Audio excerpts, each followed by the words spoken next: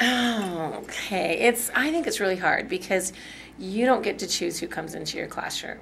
And I have taught for 26 years, so I've got a lot of experiences with that. And you're going to get some good kids every year, some kind of average kids, but I don't think in my 26 years you're going to get some kids who have absolutely zero parent support. And if that child is not self-motivated, it's going to be really difficult to have them achieve, especially if they have any kind of learning difficulties.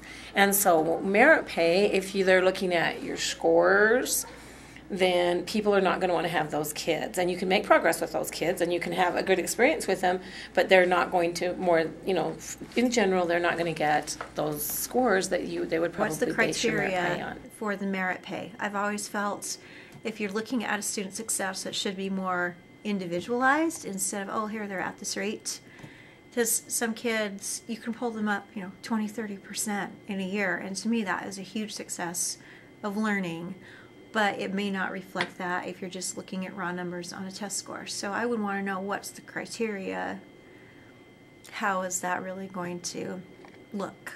And is it truly fair across the board? For me, the money is not necessarily an incentive. I just want to make sure that students are understanding what they need to know so they'll be successful in the next grade level. And in life, are they learning that love of learning? And if it's boiling down to whether or not a person's getting money, is that the real reason we went into this in the first place? I don't know. I think that merit pay would be fine as long as it's well balanced and it receives input from teachers, like how to plan it out and implement it. If the teachers aren't involved in bringing about the change with merit pay, then I would not be too happy about that. I think it would be more fair to see more accountability somehow for the families. I feel like a lot of it's coming back to us as teachers, but I don't go home with them, and if the education is not valued in their homes, there is not a lot that I can do about that. I mean, I can motivate them at school and have incentives and have great exciting lessons and watch them learn and hope that they make it intrinsic at some point, but it's a very different model than a business where you're just making a car that's not a thinking, feeling car. I think how many hours a teacher puts in per week. I think how much professional development a teacher takes, like classes and whatnot. I think special training or endorsements that they receive, how accessible they are to students, how accessible they are to parents, communication,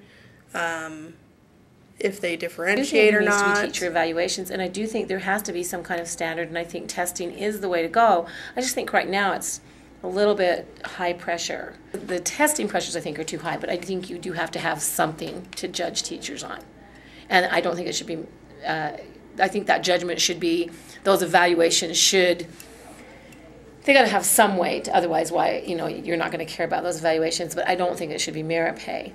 I think it could be better. I think not as much emphasis is put on the positive things that you're doing. I think that they're very quick to point out what you're not doing, but they're not as quick to point out the great things that you're doing. So I don't think it's 100% accurate, but I do think, your average group of kids, if your teacher's doing a good job and she's making sure that the kids are engaged in her classroom for that year, they're going to be able to pass that CRT. Perhaps even having a pilot program where it was received positively with the teachers.